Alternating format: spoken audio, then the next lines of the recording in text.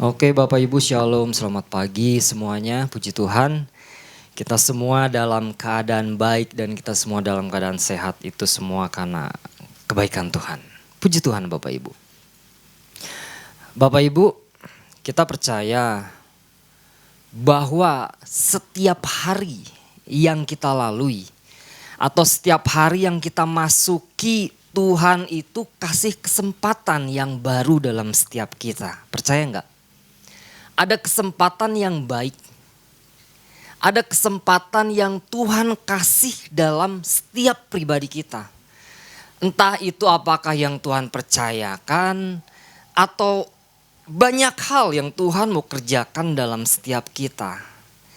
Nah, cuman masalahnya gini, yang terjadi dalam setiap kita orang-orang percaya, seringkali kita mengawali dengan rasa enggan. Ketika Tuhan kasih kesempatan yang baru dalam setiap kita, seringkali kita enggan atau kita malas.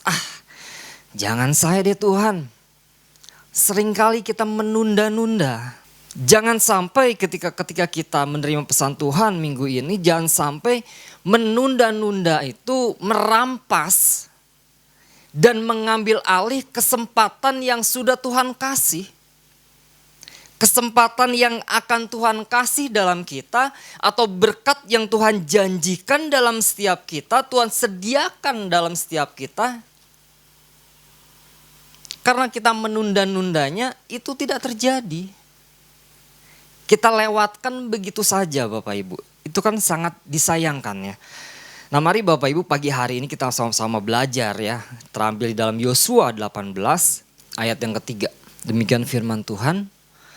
Sebab itu berkatalah Yosua kepada orang Israel, berapa lama lagi kamu bermalas-malas sehingga tidak pergi menduduki negeri yang telah diberikan kepadamu oleh Tuhan, Allah nenek moyangmu. Nah, pesan Tuhan minggu ini adalah konsekuensi dari sikap menunda-nunda. Yang menjadi pesan Tuhan minggu ini yaitu bahwa sebetulnya banyak hal baru yang Tuhan mau singkapkan pada umatnya. Nah, ada hal-hal yang Tuhan mau singkapkan sebenarnya dalam setiap kita orang-orang percaya. Ada hal yang baru. Atau ada wilayah baru yang Tuhan mau bawa. Seperti Tuhan membawa bangsa Israel dari Mesir ke daratan Yordan. Dari daratan Yordan ke tanah perjanjian dan dari tanah perjanjian ke pembagian wilayah tanah pusaka. Bukannya Tuhan tidak menepati janji-janjinya. Bukan pula musuh yang terlalu besar sehingga menghadang perjalanan umat Tuhan. Namun tanpa disadari gini Bapak Ibu. Ternyata umat Tuhanlah yang seringkali menghalangi dirinya sendiri untuk memperoleh apa yang Tuhan janjikan. Dan sikap itu adalah sikap apa? Menunda-nunda. Untuk melakukan sesuatu hal yang seharusnya dilakukan tetapi kita menunda-nunda. Nah, orang yang menunda adalah orang yang tahu bahwa ia harus mengerjakannya tetapi ia belum mau mengerjakannya. Nah, pagi hari ini beberapa hal yang akan kita sama-sama pelajarin ya. Yang A, poin A. Dampak atau akibat dari sikap menunda-nunda itu apa Bapak Ibu? Ternyata ada dampaknya. Dari sikap yang suka menunda-nunda. Yang pertama gini, janji Tuhan tidak akan terrealisasi atau terhambat. Terambil dalam Yosua 18 ayat yang ketiga. Demikian firman Tuhan yang tadi ya.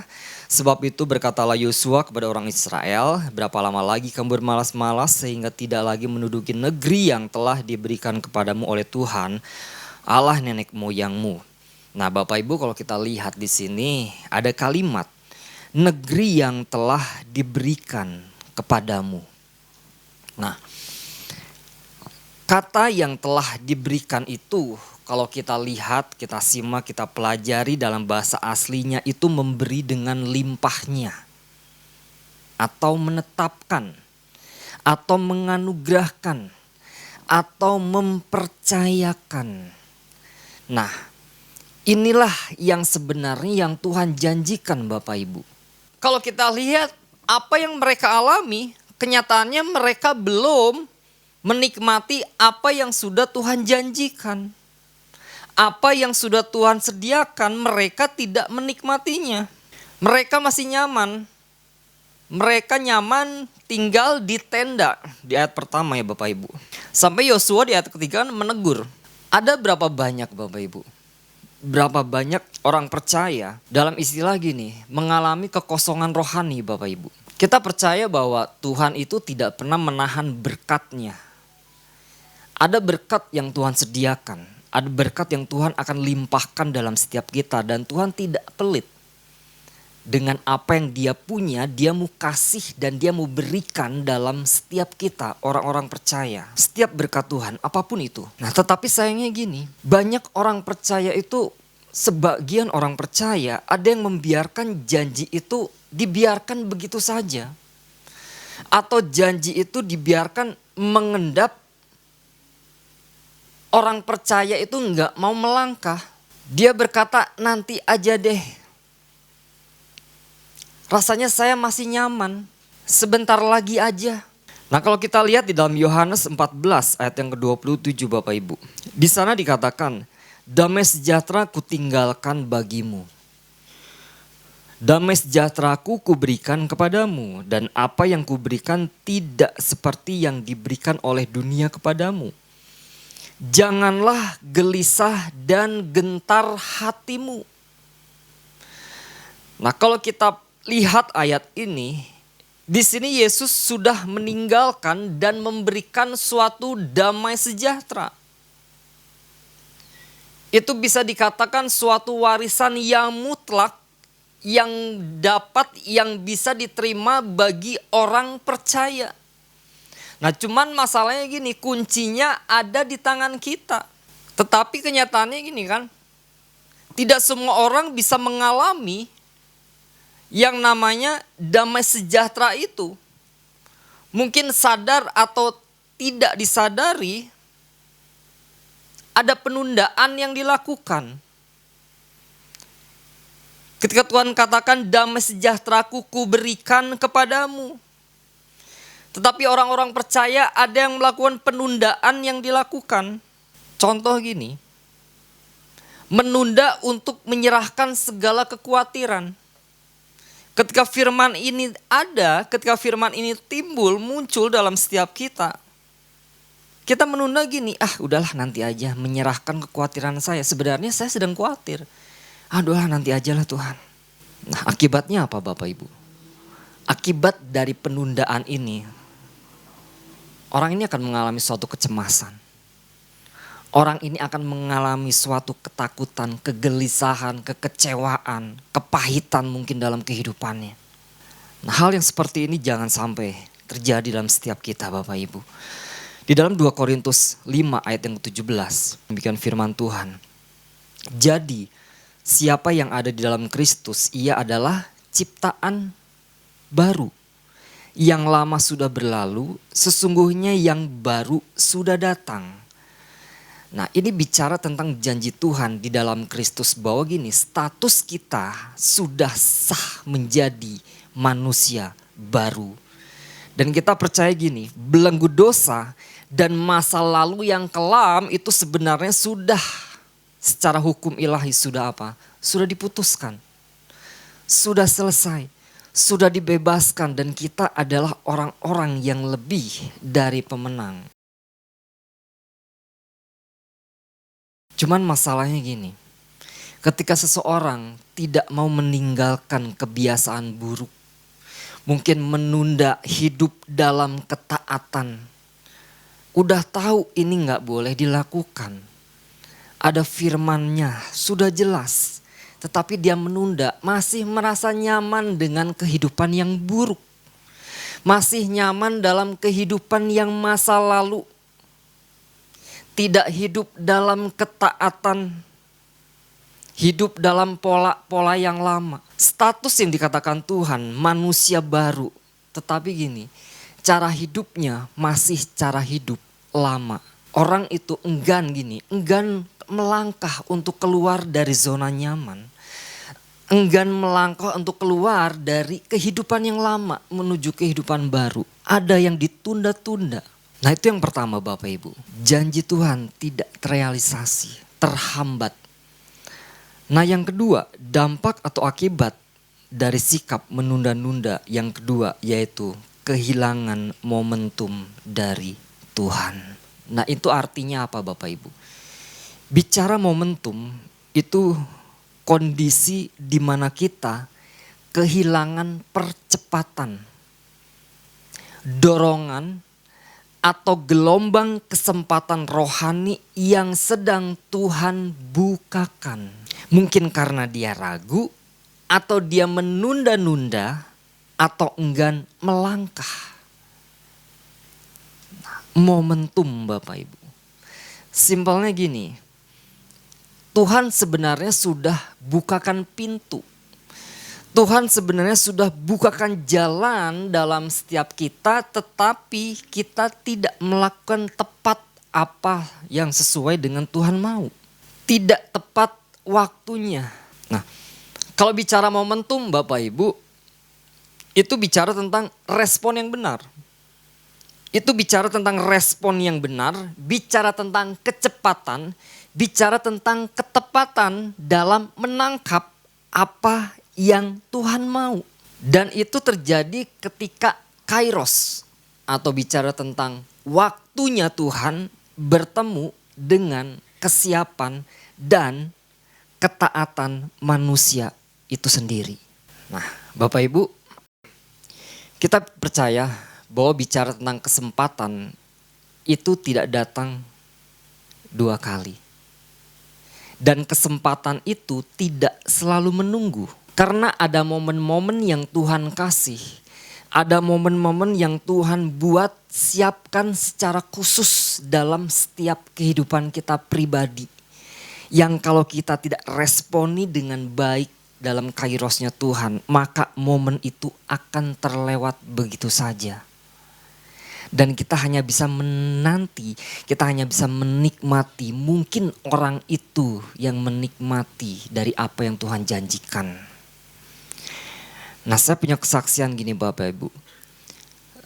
Kurang lebih di umur saya 20 tahun ya. Ketika saya masuk dalam baptisan. Ketika waktu itu setelah baptisan, selang berapa lama, berapa bulan, lalu gembala saya pada saat itu memberikan kepercayaan kepada saya untuk bertugas melayani sekolah minggu pada waktu itu. Nah tetapi saat itu saya langsung berkata, aduh nanti aja deh om, nanti aja tante, jangan saya dulu, yang lain toh banyak. Akhirnya ya udah dikasih yang lain. Lalu yang kedua kali setelah berapa bulan, om ini juga gembala ini menugaskan saya kembali, Steph, ayo coba mulai. Apa yang Tuhan percayakan, dan tante ini bilang, ini dari Tuhan loh. Tuhan udah sampaikan. Belajar untuk jadi guru sekolah minggu pada saat itu. Saya berkata lagi, enggak jangan saya tante. Masih banyak kok yang lain. Yang berdedikasi, yang lebih banyak kok yang lebih pintar.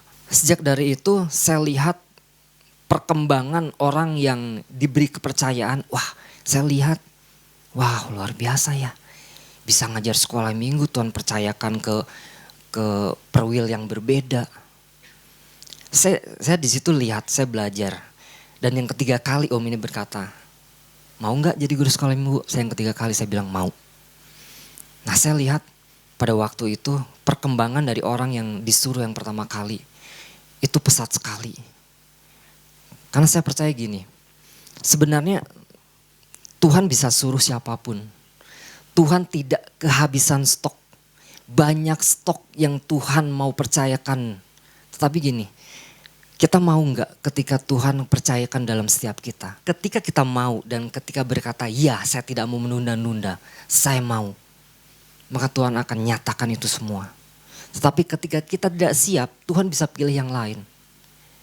Yang siap Melalui ini saya yang 3 kali saya belajar, oh iya ya betul juga ya.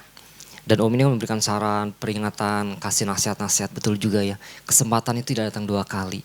Kairosnya Tuhan tidak datang. Tidak datang untuk yang 2 kali. Tuhan menyatakan itu secara khusus pada waktu itu. Tapi saya mengabaikan, menunda-nunda begitu saja.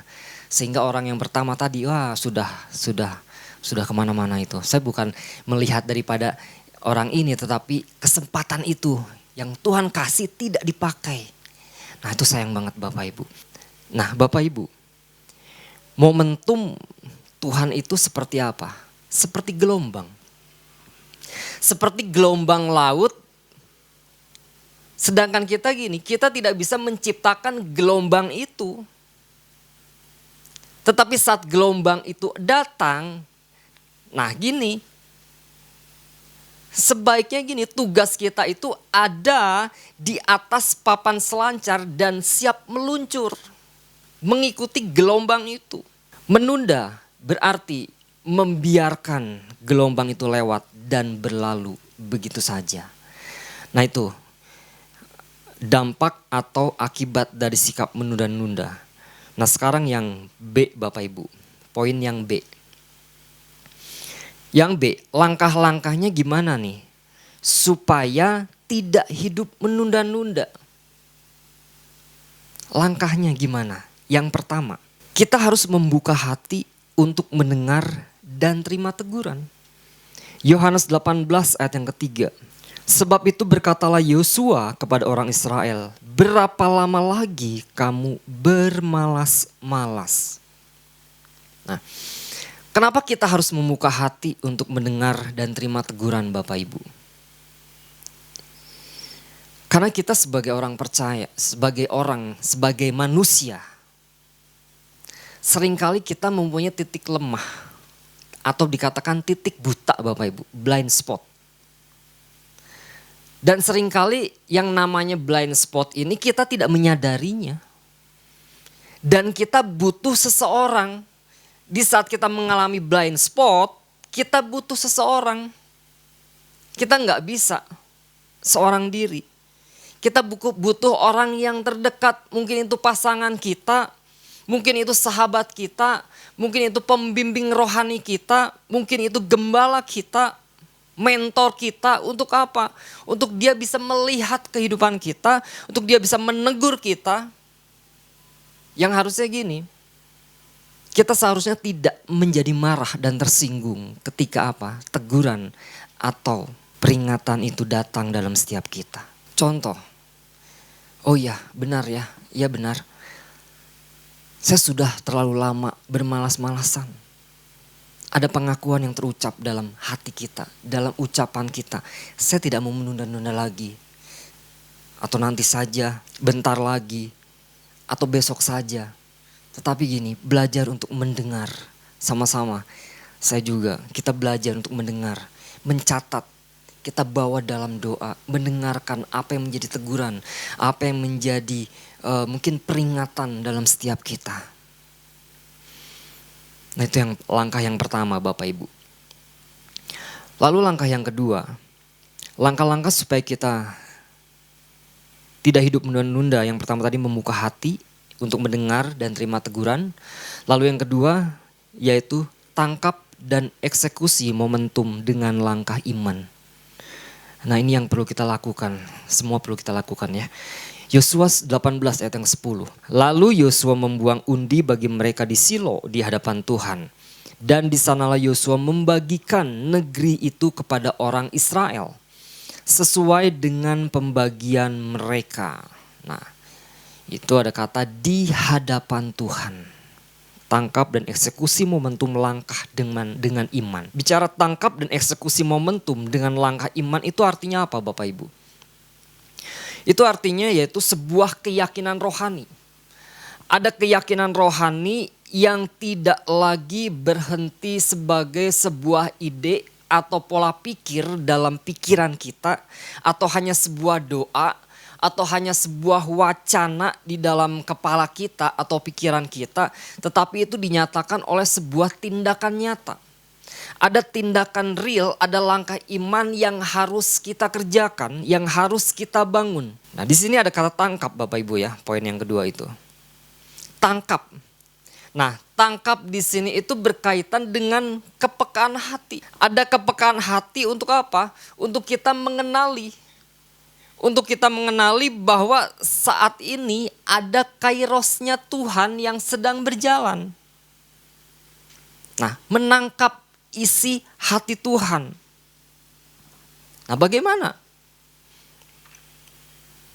Nah, ketika Roh Kudus memberi pencerahan Bapak Ibu, atau Roh Kudus memberikan sesuatu hal dalam setiap kita melalui firman-Nya.